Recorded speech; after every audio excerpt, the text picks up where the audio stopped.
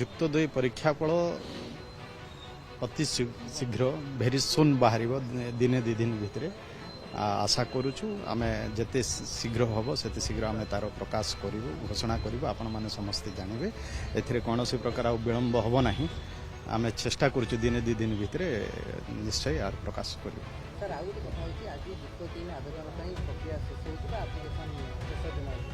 ତ ଯେହେତୁ ଯୁକ୍ତ 2 ରେଜଲ୍ଟ ବାହାରିନି ଅନେକ ଆଶାୟୀ ମଧ୍ୟ ଅଛନ୍ତି ସେମାନଙ୍କ ପାଇଁ କ'ଣ କହିବେ ୟାକୁ ଏକ୍ସଟେଣ୍ଡ କରାଯିବ କି ଉଚ୍ଚଶିକ୍ଷାକୁ ପରାମର୍ଶ ଦିଆଯିବ କିଛି ଦେଖିବା ଆମେ ନିଶ୍ଚୟ ଉଚ୍ଚଶିକ୍ଷା ବିଭାଗ ସହିତ ଆମେ କଥା ହେବ ଆଉ ଏକ୍ସଟେନସନ୍ କରିବା ପାଇଁ ବି ତାଙ୍କୁ ନିବେଦନ କରିବା ଯଦି ପିଲାମାନଙ୍କର ଅସୁବିଧା ହେବ ନିଶ୍ଚୟ ତାକୁ ବିଚାର କରାଯିବ କୌଣସି ପ୍ରକାର ପିଲାମାନଙ୍କର ଅସୁବିଧା ଯେମିତି ହେବ ନାହିଁ ସେମାନେ ଠିକ୍ ଭାବରେ କେମିତି ତାଙ୍କର +3 ସେମାନେ ଜଏନ୍ କରିବେ ତାର ସବୁ ପ୍ରକାର ବ୍ୟବସ୍ଥା କରାଯିବ। ସାର୍ ଗଣଶିକ୍ଷା ବିଭାଗ ଏଥର ଗୋଟେ ରେକର୍ଡ କଲା ପୂର୍ବ ସରକାର ଯେମିତି ମାଟ୍ରିକ ପରୀକ୍ଷା ବିଳମ୍ବରେ ବାହାର କରନ୍ତି କିନ୍ତୁ CBSE ICSE ତୁଳନାରେ ମାଟ୍ରିକ ପରୀକ୍ଷା ସବୁଠୁ ଆଗରେ ପ୍ରକାଶ ପାଇଲା କିନ୍ତୁ ଯୁକ୍ତ 2 ପରୀକ୍ଷା କାହିଁକି ବିଳମ୍ବ? ଦେଖନ୍ତୁ ଯୁକ୍ତ 2 ପରୀକ୍ଷା ଫଳ ବି ଆଉ ବିଳମ୍ବ ହେବ ନାହିଁ ଆମେ ଚାହୁଁଛୁ ଯେତେ ଶୀଘ୍ର ହେବ ଦିନେ ଦୁଇ ଦିନ ଭିତରେ ଆମେ କରିବୁ କିନ୍ତୁ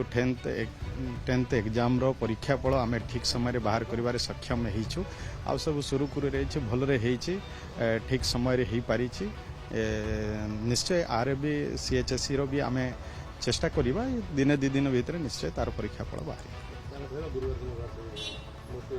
ଭେରି ସୁନ୍। ଆଜ୍ଞା କିନ୍ତୁ ଯେଉଁ ପିଲାମାନେ ଗୋଟେ ଚିନ୍ତିତ ପରିବାର ବର୍ଗ ମଧ୍ୟ ଅଭିଭାବକ ମାନେ ଚିନ୍ତା ଅଛନ୍ତି ପିଲା କେମିତି ଆବେଦନ କରିବେ ତାକୁ ନେଇ କ'ଣ କହିବେ ଅଭିଭାବକମାନଙ୍କୁ କ'ଣ ନିବେଦନ କରିବେ କ'ଣ ଦେଖନ୍ତୁ ସେମାନେ କୌଣସି ପ୍ରକାର